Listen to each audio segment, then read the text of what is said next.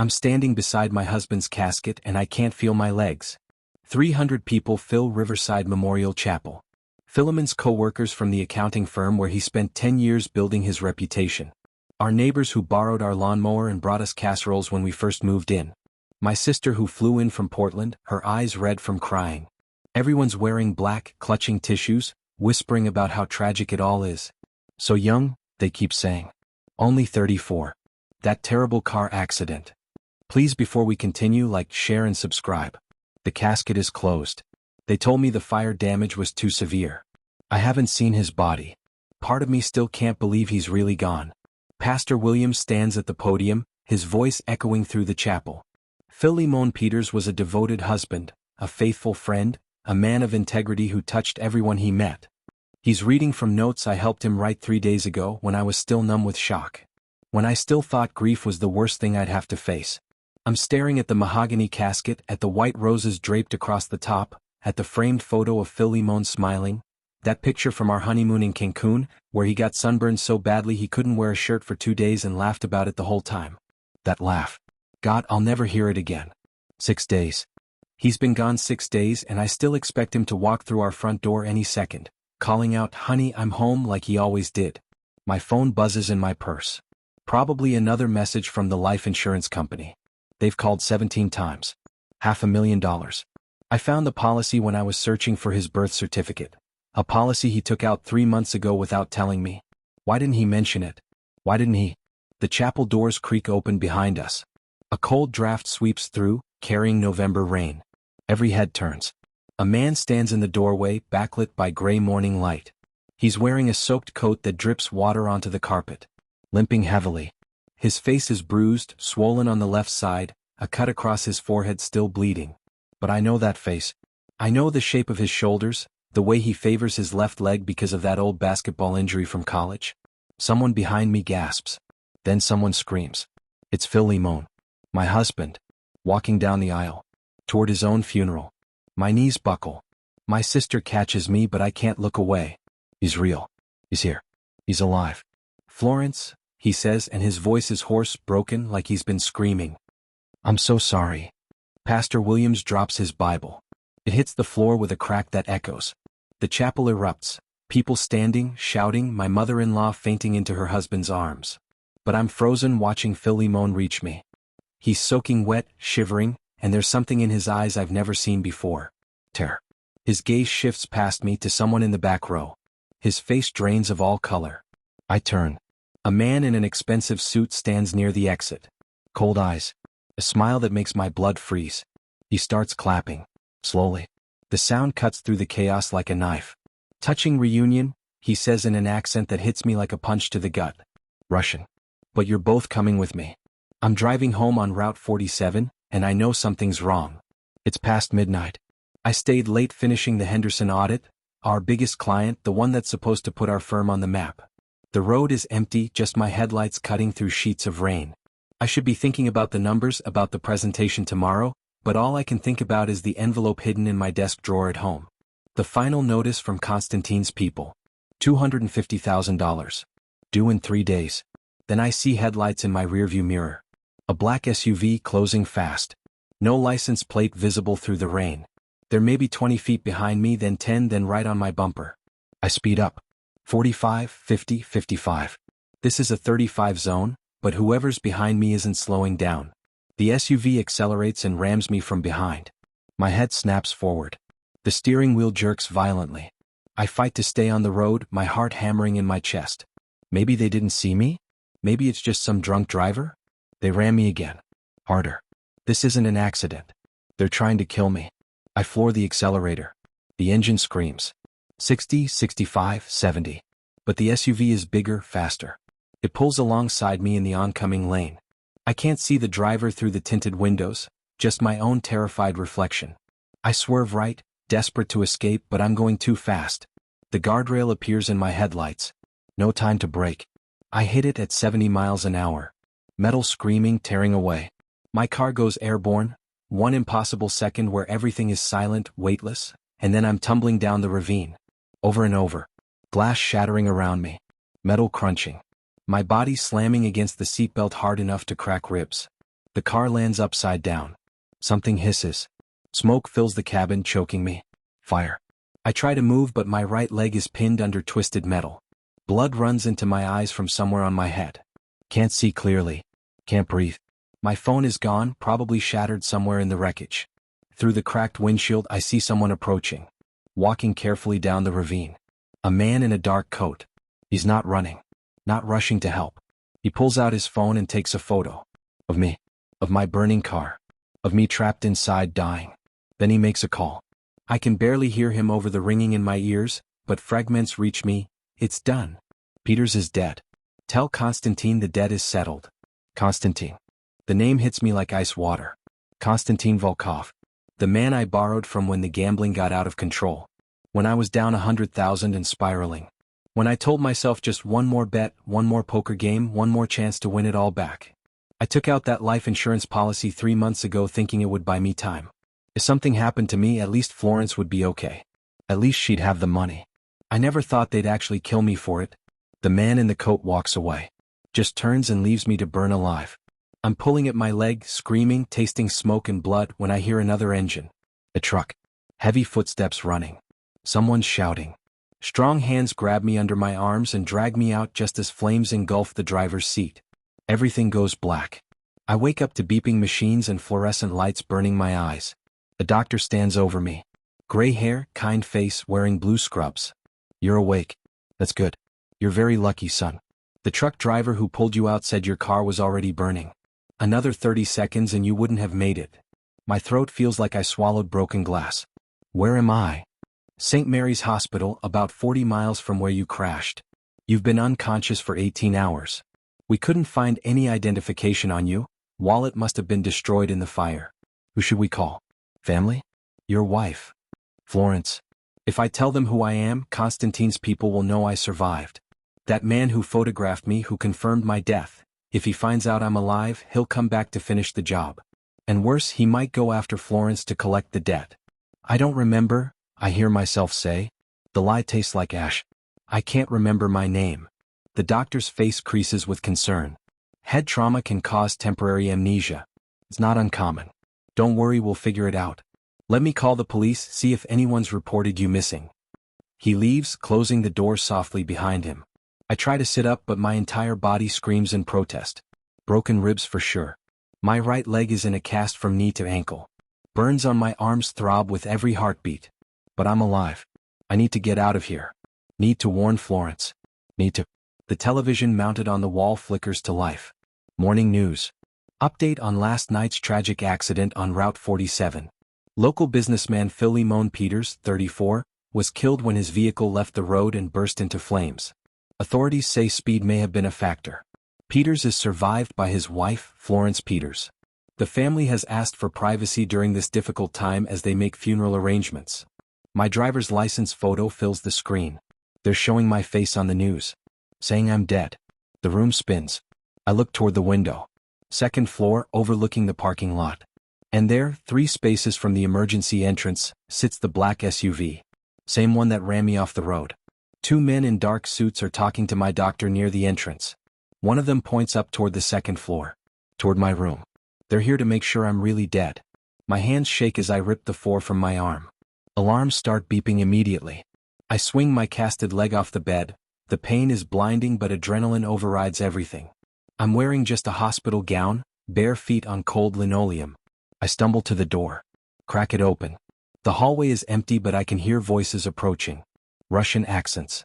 I turn the opposite direction, toward the glowing exit sign at the far end. Every step with the cast sends lightning bolts of agony up my leg, but I keep moving because stopping means dying. The service stairs are dark, concrete, echoing with each painful step. Down 1 flight. 2. I hit the ground floor and push through a door marked, authorized personnel only. I'm in a laundry room. Industrial washers, dryers, carts of clean linens.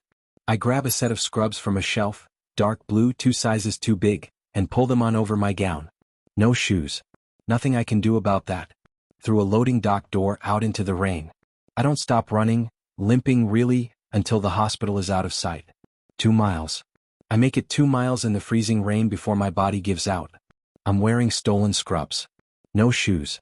My casted leg is agony, the plaster already cracking and soaked through. Every breath feels like knives in my ribs. But I keep putting one foot in front of the other because if I stop, they'll find me. The gas station appears like a miracle. One of those old ones that hasn't been updated since the 90s, flickering fluorescent lights, a payphone outside that I'm shocked still works. I collapse against it, my fingers trembling as I pick up the receiver. I need help. But I can't call Florence, they might be monitoring our home phone, her cell. Can't call the police, for all I know, Constantine has people inside the department. There's only one person who might help without asking too many questions. Marcus, my brother. We haven't spoken in 5 years. Not since Dad's funeral, when he told me I was wasting my life pushing paper at a firm that didn't appreciate me. When I told him he was a self-righteous asshole who abandoned our family. We said things that day that brothers shouldn't say. But he's the only one I can trust right now. I dial his number. Somehow I still remember it, muscle memory from calling him 1,000 times when we were kids. 4 rings. Then, hello. Marcus. It's me. Silence. Long enough that I think he's going to hang up. Phil? His voice changes completely. Sharper. Alert. Jesus Christ. They said you were dead. I saw it on the news this morning. Your car, the fire. I know. Listen, I don't have much time. I need help. I can't go to the police. Can't go home. These people tried to kill me, and if they find out I survived. Stop. His voice cuts through my panic like a blade. Cold. Professional. Whoever this is, the number you're calling from is being traced. Hang up now. My stomach drops. What? Marcus, it's me, it's Phil, I swear. Then quieter, barely audible. Phil? Is that really you? Yes. A long exhale. Jesus Christ. Okay. Listen very carefully. Do not go home. Florence is in danger. They're watching her. Where are you right now? I tell him the intersection. Route 47 and Becker Road. Stay there. Stay hidden. I'll be there in 20 minutes. And Phil? He pauses. When I get there, I need you to trust me completely. Can you do that? Why wouldn't I trust you? Because I haven't been honest with you. About who I am. About why I really cut contact 5 years ago. He takes a breath, and when he speaks again his voice is heavy. 3 months ago you came to me. You were desperate. Said you owed money to some very bad people. $250,000. Gambling debts to a Russian organization. You begged me to help, but I said no. Told you to go to the police. You said you couldn't because it would destroy Florence if she found out. Do you remember that conversation? I close my eyes. That night in the parking lot behind a dive bar. Me drunk, crying, telling Marcus everything. How the poker game started small. How I kept chasing losses.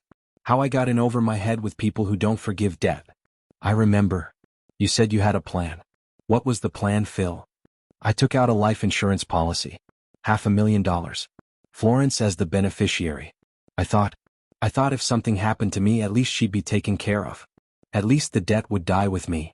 Marcus is quiet for a moment. They tried to kill you for that policy.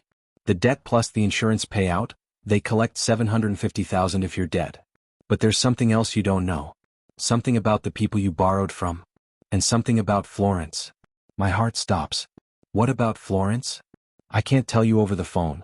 Just 20 minutes. Don't move. Don't call anyone else. And Phil? Whatever you do, don't trust anyone who says they're trying to help you. Not until I get there. The line goes dead. I'm standing in the rain, soaking wet, shivering, and my brother's warning echoes in my head. Something about Florence. What could he possibly mean? I'm in our bedroom closet, looking for Philomon's navy suit for the funeral, when I find the lockbox. It's hidden behind winter coats we haven't worn in years, shoved into the back corner under a pile of old sweaters. I've lived in this house for 6 years and I've never seen it before. The lock is cheap, the kind you get at a hardware store for $20. I grab a screwdriver from the bathroom and pry it open. Casino receipts spill out. Dozens of them. Atlantic City. Las Vegas. Underground poker games at addresses I don't recognize. The dates go back 2 years. The losses total hundreds of thousands of dollars. My hands shake as I unfold them one by one. 50,000 in one night. 80,000 the next month. The numbers blur together. How did I not know? How did I not see? Underneath the receipts, loan agreements. 3 of them, each more desperate than the last. The paper is expensive, cream-colored, but the terms are written in what looks like blood-red ink. Borrower agrees to repay $250,000 at 30% interest within 6 months. Failure to repay will result in collection of collateral, including but not limited to life insurance policies or equivalent value from surviving family members. At the bottom, a signature. Not Philemon's. Konstantin Volkov. The name hits me like a physical blow. I sit on the closet floor, surrounded by my dead husband's secrets, and I can't breathe. Volkov. Russian name. Common enough. Could be anyone. But there's more in the box. A life insurance policy dated exactly 3 months ago. $500,000. Beneficiary, Florence Peters. The premium payments are astronomical. Philemon must have been paying $2,000 a month. Where did he even get that money? My fingers find one more item wrapped in cloth at the very bottom. A burner phone. The cheap kind you buy at convenience stores with cash. I turn it on. The battery is almost dead, but it powers up. One contact saved, K. Volkov. I should throw it away. Should pretend I never found it. But I need to know who my husband owed money to. Need to know if someone killed him for an insurance payout. My thumb hovers over the call button. This is stupid. This is dangerous. But I press it anyway. One ring. A man answers immediately, like he was waiting. Mrs. Peters. I've been waiting for your call. His accent is thick. Russian. And something about his voice, something familiar I can't quite place, makes my skin crawl. Who is this? I managed to ask. Konstantin Volkov. Your husband owed me a great deal of money, Mrs. Peters. $250,000, plus interest. But now he's dead, and debts don't die with the borrower. They transfer to the family. I don't owe you anything. I had nothing to do with. The law says otherwise. But I'm reasonable man. His voice drops, becomes almost seductive. Perhaps we can make alternative arrangement. You're very beautiful woman, Mrs. Peters. I've seen photos. Many photos. My blood turns to ice. I'm not meeting you. I'm not. You misunderstand. I'm not asking. I will see you soon. In fact, I think I attend your husband's funeral. Thursday, yes? Riverside Memorial Chapel? 2 o'clock? I'll be there. We talk then. We find solution that makes everyone happy. Don't you dare. But he's already hung up. I'm sitting on my closet floor holding a dead man's phone, and my past is colliding with my present in impossible ways. Volkov. 15 years ago, I was married to a man named Viktor Kozlov. Russian mob enforcer. I watched him kill an FBI informant in our basement, shot him twice in the head while I hid behind the water heater. The FBI offered me witness protection in exchange for testimony. I took it. Disappeared. Became Florence. Started over. But Volkov and Kozlov, they're common Russian surnames. This can't be connected. The FBI promised me no one from that life could find me. They changed everything. My name, my social security number, my entire history. Unless someone leaked my location. Unless someone in witness protection sold me out. I pull out my cell phone with shaking hands and dial a number I haven't called in 10 years. Agent Sarah Morrison. The woman who saved my life. My handler. It rings 6 times. Goes to voicemail. Sarah, it's me. It's Elena. I mean Florence. I need your help. Someone knows who I am. Please call me back. It's urgent. I wait. She doesn't call back. An hour passes. Then 2. I'm pacing our bedroom, jumping at every sound when my phone finally rings. Unknown number. Hello. Elena. A woman's voice. Older. Tired. But I'd know it anywhere. I told you never to use that name again. Sarah. Thank God. Someone knows about me. Someone from the Volkov organization contacted me. They know my real name, they know where I live, I know. I've been monitoring the situation. You've been what? How long have you known? 3 months. When your husband started gambling at Konstantin's casino, red flags went up all over our system. We've had him under surveillance ever since. You've been watching us for 3 months and you didn't warn me? I couldn't risk blowing my cover.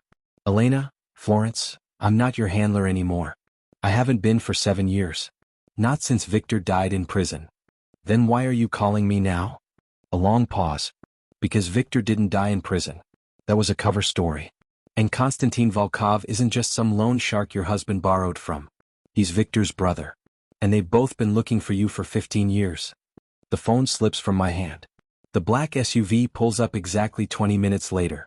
I'm crouched behind a dumpster at the gas station watching. The driver's side door opens and Marcus steps out. He's wearing dark jeans, a black jacket, and he's scanning the area like he's looking for threats. Phil, he calls out quietly. It's me. It's safe. I don't move. His warning on the phone echoes in my head.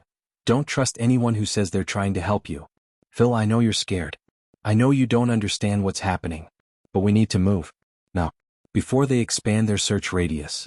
I stand slowly, my casted legs screaming. How do I know you're really Marcus? How do I know you're not working for them? He turns to face me and something in his expression makes me stop. He looks older than I remember. Tired. And there's a hardness in his eyes that wasn't there 5 years ago. You don't, he says simply. You're gonna have to take a leap of faith. Same way I'm taking one by being here. He reaches into his jacket. I tense, but he pulls out a badge instead of a gun. FBI.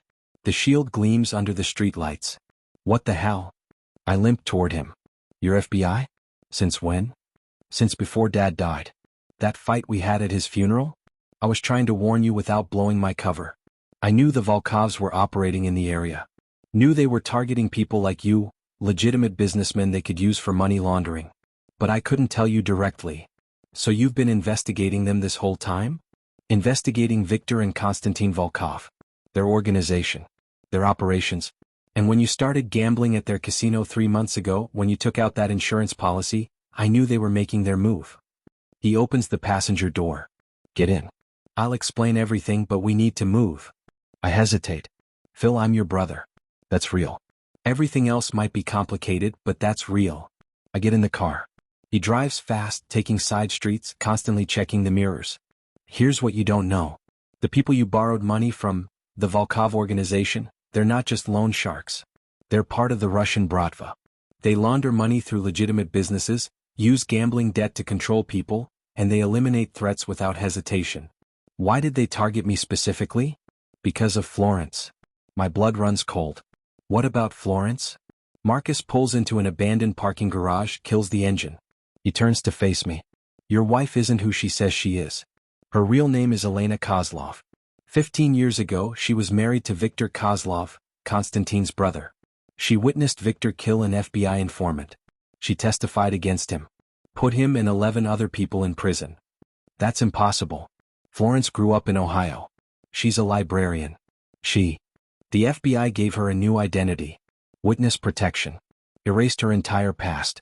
And she's been living as Florence Peters for 15 years, probably hoping you'd never find out. I'm shaking my head. No. I've known her for 8 years. We're married. She would have told me. Would she? Would you have married a woman who testified against the Russian mob? Who had a death sentence hanging over her head? Or would you have run? I don't know, I whisper. That's why she didn't tell you. And that's why Konstantin targeted you. The gambling, the debt, the insurance policy, all of it was designed to make Florence vulnerable. To isolate her. To make her suffer before they kill her. Then we need to warn her. We need to. She already knows. Agent Morrison contacted her this afternoon. Told her everything. He pulls out his phone, shows me a text message. Subject aware. Moving to safe location. Stand by. Who's Agent Morrison? Florence's old handler. The FBI agent who put her in witness protection 15 years ago. She's been undercover inside the Volkov organization for 5 years, feeding us information. And she just confirmed something we suspected. There's a mole inside the FBI. Someone who's been selling witness protection locations to the Volkovs. How high up? Assistant director level. We don't know who yet. But that's why I couldn't go through official channels to help you. Can't trust anyone at the bureau right now except Morrison. My head is spinning. So what do? We get to Florence before they do. Morrison's bringing her to a safe house. We meet them there, we coordinate with the few agents we trust, and we set a trap for Konstantin. What kind of trap? Marcus's expression goes dark. Your funeral. They think you're dead. We let them believe it. We stage the service, invite everyone, and when Konstantin shows up to gloat, we record everything he says. Every confession. Every admission. Then we arrest him, flip him on the mole, and bring down the entire organization. You want to use my funeral as bait? I want to catch the people who tried to kill you. The people who've been hunting your wife for 15 years. The people who won't stop until you're both dead. He starts the engine again. So yes, I want to use your funeral as bait. Question is, are you willing to play dead long enough to catch them? I think about Florence. About 8 years of marriage built on secrets. About the lockbox in our closet and the life insurance policy and all the lies we've both been telling. Let's catch these bastards, I say. Philemon is standing in front of me, dripping wet, and he's alive. My husband. The man I buried in my heart 6 days ago. He's here, real, breathing. But there's no time for relief because the man in the expensive suit is walking toward us, and I know that face. I know those cold eyes even though I haven't seen them in 15 years. Viktor Kozlov. My first husband. He's supposed to be dead. The FBI told me he was stabbed in prison 7 years ago. They showed me the death certificate. They closed my case.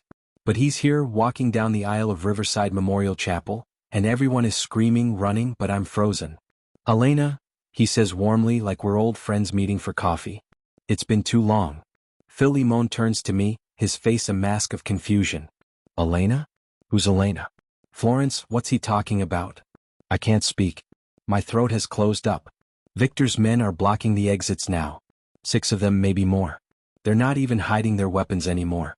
People are crying, pushing toward the doors, but there's nowhere to go. Your wife didn't tell you? Victor pulls out a photograph from his jacket pocket. It shows a young woman on her wedding day, me 15 years ago wearing white, standing next to Victor in front of a Russian Orthodox church. We were married once. Before she betrayed me. Before she helped send me to prison for 25 years. That's not, I find my voice finally. That's not how it happened. You killed someone. In our basement. I watched you murder an FBI informant while I hid behind the water heater praying you wouldn't find me. David Chin, Victor says. Yes. I killed him. He was a rat. A traitor. And you called the FBI. Testified against me. Against my entire family. Put 12 people in prison. Philemon looks at me and the hurt in his eyes cuts deeper than any knife. You were married before? To him? I was someone else, I whisper. Before witness protection. Before Florence. I was Elena Kozlov and I made mistakes and I've been running from them for 15 years. Victor claps his hands together. How touching. But we don't have time for your confession, Elena. We have business to discuss. He pulls out a gun, casually like it's nothing. You see, when you testified against me, the FBI offered me a deal. Testify against my brother Konstantin's international operations, and they give me witness protection too. New identity. New life. They even faked my death in prison to make it convincing. My mind is racing. So you've been free this whole time? Free is relative. But yes, I've been rebuilding. Under a new name. A new organization. And I've been looking for you, Elena. My dear wife who destroyed everything I built. I'm not your wife anymore. No. You're his wife now. Victor gestures at Philemon with the gun. Poor fool. Did you tell him anything true? Or was your entire marriage another FBI operation? Our marriage is real, I say, even though I don't know if Philemon believes me anymore. Victor laughs. Real? You're still lying. You've been lying for so long you don't even know what truth is anymore. He looks at his men. Take them both. The van is waiting outside. 2 men grab Philemon. He tries to fight but he's injured, weak. They drag him toward the back exit. Another man reaches for me. I could fight. Agent Morrison trained me for this. 15 years of self-defense classes, weapons training, survival tactics. But there are too many of them and too many innocent people who could get hurt. I let them take me. As we're being forced through the chapel, I see my sister in the crowd. She's crying, her phone out, probably calling 911. But it won't matter. Victor's people will be gone before the police arrive. Outside, a black van is waiting. The same kind of van the FBI uses for witness transport. How perfect. They shove us inside. Victor climbs in after us, still holding the gun.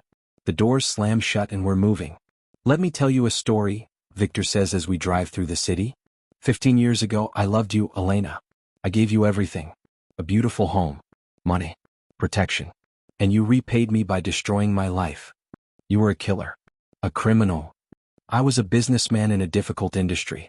And yes, sometimes business required unpleasant solutions. But I never lied to you. I never pretended to be something I wasn't. He looks at Philemon. Unlike your current husband, who's been gambling away your future for 2 years. Philemon flinches. Oh, she didn't know? Victor smiles. $250,000 in debt. That's why I targeted him. That's why my people offered him loans. Because I knew it would destroy you, Elena. I knew it would make you feel the same helplessness, the same betrayal that I felt. So this was all revenge? I ask. Everything. The gambling debt. The insurance policy. Even the car accident, though your husband's survival was unexpected. My people assured me he died in that fire. Victor looks at Phil Limon. Congratulations on surviving, by the way. Most people don't. Phil Limon is staring at his hands. The insurance policy. I thought if I died, at least Florence would have money. At least she'd be okay. Touching. But that policy was never about protecting her. It was about making sure I got paid. The debt plus the insurance, $750,000. More than enough to settle accounts. I'm looking around the van searching for weapons, exits, anything. But Victor's men are professional. They've thought of everything. Where are you taking us? I ask. Somewhere private. Somewhere we can talk without interruption. You see, Elena, I don't just want you dead. I want you to understand what you took from me. I want you to feel it. And then, when you're begging for mercy, when you realize there's no escape, then I'll kill you. Slowly. My phone buzzes in my pocket. Victor notices. Give it to me. I pull it out. The screen shows a text from an unknown number. Trust me. Crash is coming in 30 seconds.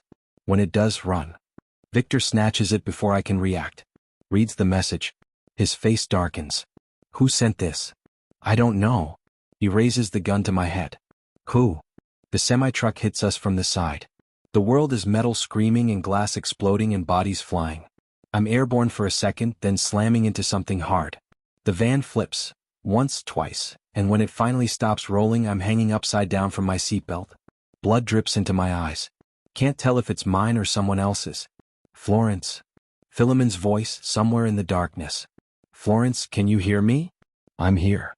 My fingers find the seatbelt buckle. I fall to what used to be the ceiling, now the floor. Broken glass everywhere. The van's side door is torn completely off. Through the wreckage, I see a car with its engine running. Someone standing beside it, waving frantically. Get in. A man's voice. Now. Phil Limon grabs my hand and we're crawling over unconscious bodies. Victor's men, maybe Victor himself, I can't tell in the chaos. Out through the twisted metal, into the rain. The man rushes forward, helps Phil Limon with his casted leg. I'm running on pure adrenaline now, my body moving before my brain catches up. We throw ourselves into the car. The man jumps in the driver's seat and we're speeding away before the doors even close. Gunshots behind us. Bullets hitting metal. Stay down, the driver shouts. I duck below the window, pulling Phil Limon down with me. We're flying through traffic, running red lights, the engine screaming. Finally, after what feels like hours but is probably only minutes, we slow down. The shooting has stopped. I risk looking up. The driver is watching us in the rearview mirror. He's maybe 40, dark hair going gray, sharp eyes that miss nothing. And he looks exactly like Phil Limon. Marcus. Phil Limon breathes. Hey, little brother. Marcus pulls into an underground parking garage, finds the darkest corner, kills the engine. He turns to face us. Sorry about the dramatic entrance. But it was the only way to get you both out alive. How did you? I've been following Victor's van since it left the funeral. Had the semi-truck driver on standby. He looks at me. Agent Kozlov. It's been a long time. I stare at him. How do you know that name? Marcus reaches into his jacket and pulls out FBI credentials. Special Agent Marcus Peters. Organized Crime Division. I've been investigating the Volkov-Kozlov operation for 6 years. Philemon's face shows utter shock. You're FBI? You've been FBI this whole time? Since before Dad died. That fight we had at his funeral, I was trying to warn you without blowing my cover. I knew the Volkovs were operating in the area. Knew they targeted people like you. He looks at me again. And I knew about your wife's real identity. I've known since before you married her. You knew. Philemon's voice breaks. You knew she was in witness protection and you didn't tell me? I couldn't. It would have put her in danger. Put you in danger. My job was to monitor the situation and intervene if necessary. And is it necessary now? I ask. Marcus's expression darkens. More than you know. Victor isn't the one in charge. His brother Constantine, he's the real power. And they've been working with someone inside the FBI. Someone high up who's been selling witness protection locations for the last decade. Who? I demand. Assistant Director Gerald Hayes. We've been building a case against him for 3 years. And we're close, so close, to having enough evidence to arrest him. But Hayes knows we're onto him. He just issued arrest warrants for all of us. What? Phil Limon and I say simultaneously. He's claiming we're the corrupt agents. That I've been running an unauthorized operation. That you, Florence, are a Russian spy who infiltrated witness protection. And that you, Phil, are part of a money laundering conspiracy. Marcus checks his phone. We have maybe 20 minutes before SWAT teams start looking for us. So what do? I ask. We run. Or. Marcus hesitates. We set a trap. We use you as bait one more time. Get Hayes to confess everything on tape. Then we arrest him, flip him on Constantine, and bring down the entire organization. How? Philemon asks. Your funeral. We go back to it. Stage a confrontation. Make Hayes think he's won. Get him talking. Marcus looks at me. But there's something else you need to know. Something about Victor. Before he can continue, his phone rings. He answers, his face going pale as he listens. When? How much? Jesus Christ. He hangs up. Constantine just emptied 3 offshore accounts. $47 million. Transferred to accounts we can't trace. He's running. So we lost him, I say. No. He's still in the city. My contacts say he's planning something. Something big. Something that involves. A car screeches to a halt behind us. Doors slam. FBI. Everyone out of the vehicle. Now. We're surrounded. A dozen agents, all armed, all pointing weapons at us. A woman steps forward. I recognize her immediately even though she's aged 15 years. Agent Sarah Morrison. My handler. The woman who saved my life. Elena, she says softly. Marcus. Philemon. I need you all to come with me. Now. Sarah? I'm crying suddenly. Where have you been? I called you, I needed help, you didn't answer? I couldn't. I've been undercover for 5 years. Deep inside the Volkov organization. I'm sorry I couldn't respond. But I'm here now. She looks at her agents. Stand down. They're with me. The weapons lower. What's happening? Marcus asks. Morrison's face is grim. Hayes knows about the offshore accounts. He's panicking. Which means he's going to do something desperate. We need to move. All of you. Right now. She leads us to a black SUV. As we drive, she explains, for the last 5 years I've been pretending to be a corrupt agent.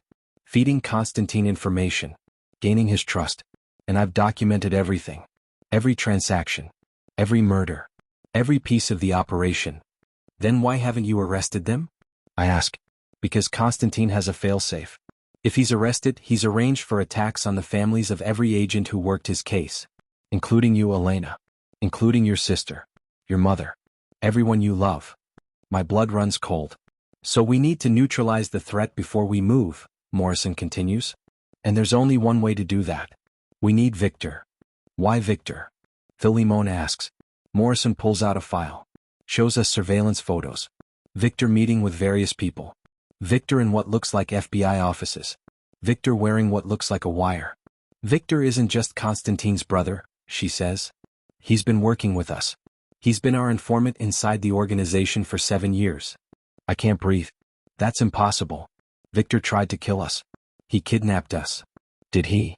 Morrison asks. Or did he rescue you from your funeral and take you somewhere to explain everything before Hayes's people got there? He had a gun, I say weakly. For show.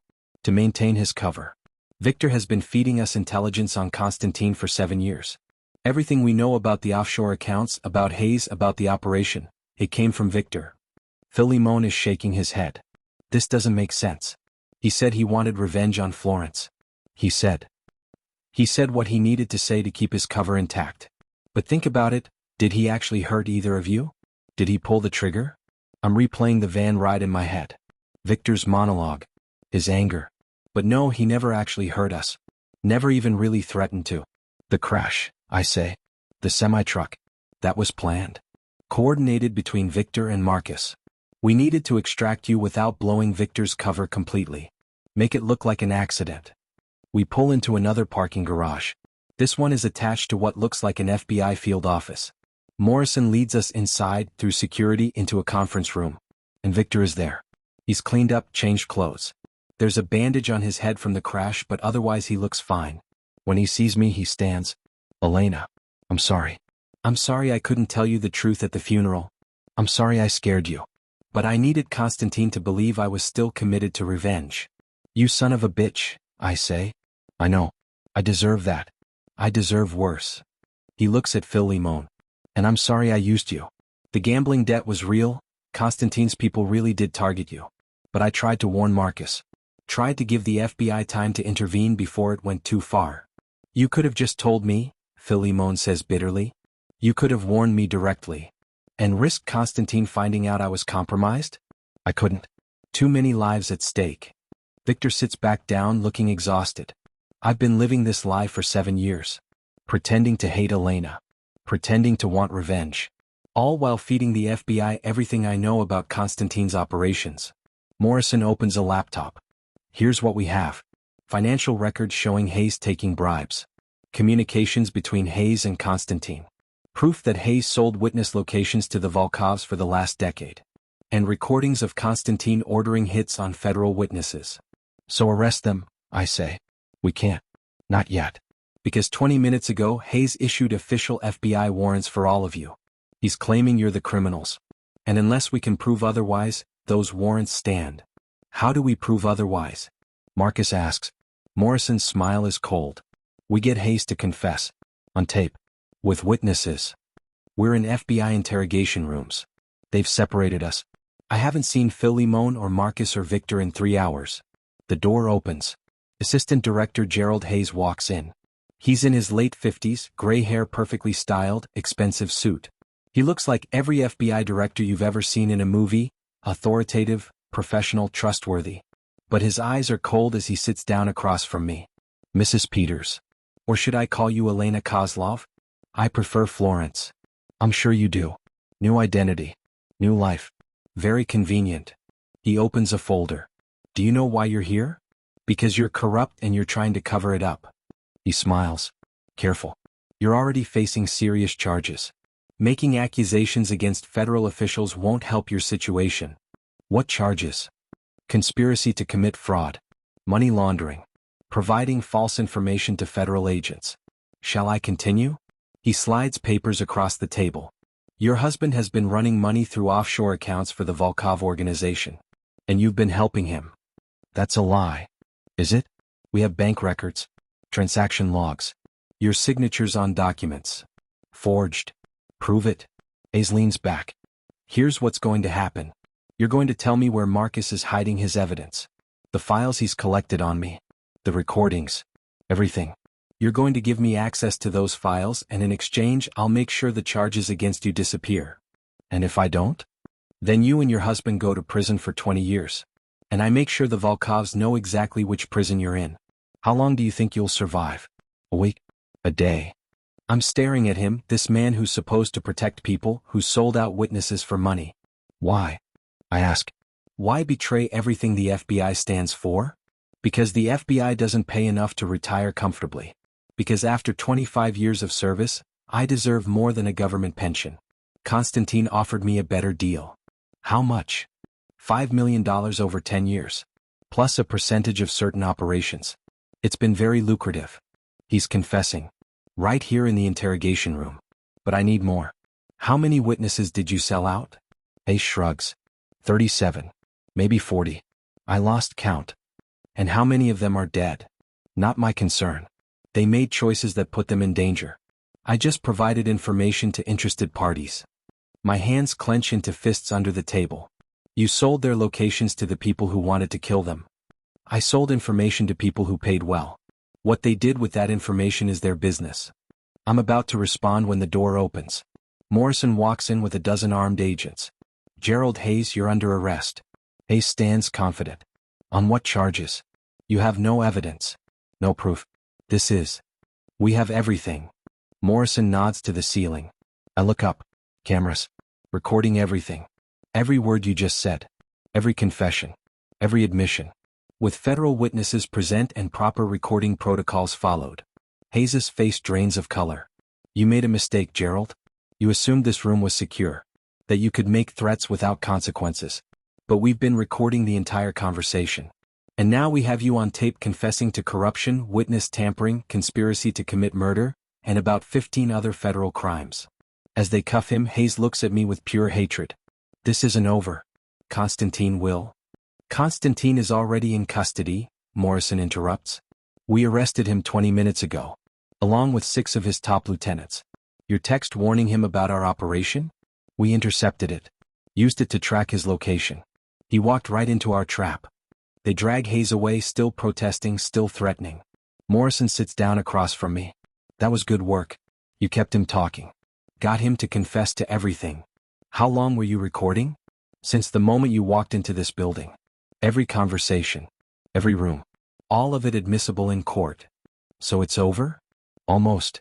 There's one more thing you need to know. She pulls out a file. About Marcus. About who he really is. My heart sinks. What about him? Morrison shows me a photo. It's from 20 years ago. A young man, maybe 16, with dark hair and familiar eyes. This is Viktor Kozlov at age 16. I look closer. The face in the photo looks like Marcus. No, I whisper. Viktor Kozlov made a deal with the FBI 15 years ago. In exchange for his testimony against Konstantin, we gave him witness protection. Complete identity change. Plastic surgery. New background. We needed him deep undercover, so we placed him with a family who had recently lost a son in a car accident. The Peters family, I breathe. Philemon was 8 years old when we brought Marcus into his life. Told his parents that Marcus was his long-lost brother being returned from an abusive foster situation. They were paid well to maintain the fiction. And Philemon was so young he doesn't remember clearly. By the time he was old enough to question it, Marcus had been his brother for so long it felt real. Marcus is Victor? Yes. The man who married you. The man who killed that informant. The man you testified against. All of it. And he's been living as Philemon's brother, protecting both of you for 15 years. I'm going to be sick. Does Philemon know? Not yet. I'm taking you to him now. You should be there when we tell him. They bring me to a conference room where Philemon is waiting. His face shows he already knows something terrible is coming. Florence, he says quietly. Morrison told me there's something I need to know about Marcus. The door opens. Marcus walks in. But he's different now. He removes contact lenses, revealing different colored eyes beneath. Dark brown instead of blue. His posture changes. The way he holds himself. Even his accent shifts slightly, a hint of Russian creeping in. And suddenly I see him. Really see him. Victor. My first husband. Philemon is staring, his face showing confusion, then dawning horror. Phil, Marcus, Victor, whoever he is, says softly. I'm sorry. I'm so sorry I lied to you your whole life. What are you talking about? Philemon's voice shakes. I'm not your brother. Not by blood. The FBI placed me with your family when you were 8 years old. Gave me a new face, new identity, new history. You don't remember because you were so young. But I'm not Marcus Peters. I'm Viktor Kozlov. Philemon stands abruptly, his chair clattering backward. No, that's not. We grew up together. We had the same parents. Your parents were paid to take me in. To maintain the lie. I'm sorry, Phil. I never wanted to hurt you. But somewhere between the cover story and reality, you stopped being an assignment. You became my real brother. That part was never fake. Everything was fake. Philemon shouts. My whole life. My childhood. My brother. My wife. He looks at me. You were married to him? You testified against him? And then you married me without telling me any of this. I wanted to tell you, I say, tears streaming down my face. 1,000 times I wanted to. But you didn't. You lied. For 8 years. Just like he lied for my entire life. Philemon is backing toward the door. I don't even know who either of you are. Victor steps forward. Phil, please. Let me explain. Explain what? That you killed someone? That you were married to my wife? That you've been pretending to be my brother while secretly working for the FBI? Yes. All of it. I was a different person then. Prison changed me. Or maybe it was losing Elena. I realized the life I was living destroyed everything I touched. So when the FBI offered me a deal, testify against Konstantin, help them bring down the organization, get a second chance, I took it. And part of that deal was infiltrating my family? Yes. But it stopped being just a job. You became my real family, Phil. The only family I've had in 15 years. Philemon looks at me. And you? When did our marriage become real? Or was it always just another cover story? It was real, I say. From the moment I met you. The FBI told me to go to that coffee shop, told me to create an accidental meeting. But when you spilled coffee on me and apologized for 10 minutes, when you asked for my number with that embarrassed smile, I gave you my real number. Not the FBI line. Why? Because I thought you were kind. And sweet. And genuine. And I fell in love with you before the FBI even knew we were dating. But you never told me the truth. Because I was terrified you'd leave.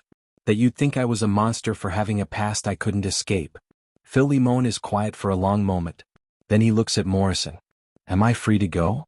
Yes. All charges have been dropped. Hayes is in custody. Constantine is in custody. You're safe. Then I'm leaving. He walks to the door. Phil, wait, Victor starts. Don't call me that. I don't know you. I don't know either of you. He looks back at me one last time. I need time. To think. To figure out who I even am if everything I thought I knew was a lie. He walks out. The door closes behind him. I'm standing in an FBI conference room, next to the man who used to be my husband, who became my husband's brother, and I've never felt more alone in my life. 6 months later. I'm standing in a small chapel. Not Riverside Memorial this time. Somewhere smaller. More intimate. Philemon is across from me. We've spent the last 6 months in therapy. Individual and couples. Working through the lies, the betrayal, the complicated tangle of our lives. We separated for 3 months. Lived apart. Dated like we were starting over. Because in a way we were. This time there are no secrets. No lies. Just two people who've seen the absolute worst of each other and decided to try again anyway. I, Florence, Elena, whoever I am now, I say, my voice shaking, take you, Philemon Peters, to be my husband. For real this time. With no secrets. No lies. Just truth. He's crying. So am I. I, Philemon Peters, take you, my wife with a complicated past and 1,000 secrets she's finally told me, to be my wife. Again. For the first time. However you want to describe this mess. We laugh through our tears. The judge pronounces us married. Again. Victor is standing in the back. He came even though Philemon wasn't sure he wanted him here. After the ceremony, Philemon approaches him. Thank you for coming. Thank you for letting me. I know I don't deserve. You're still my brother, Philemon says quietly. I don't know how to reconcile that with everything else. But that part was real. You said it yourself. And I believe you. Victor's eyes fill with tears. I'm sorry. For all of it. I know. They embrace. Awkwardly at first, then genuinely. Morrison approaches me as we're cutting the cake. There's something you should know. My stomach drops. Please tell me this is good news. Constantine had a son. No one knew about him until now. He was raised in secret, kept off all records. But our intel says he just turned 18. And according to what we've learned from interrogating Constantine's associates, the son has been trained since birth for one purpose. What purpose? She shows me a photo on her phone. A young man who looks exactly like Constantine. Cold eyes. Hard expression. His name is Alexei Volkov. And he's sworn to finish his father's work. Including getting revenge on the people who destroyed his family. Meaning us. Meaning you. And Elena, he boarded a plane to this city yesterday.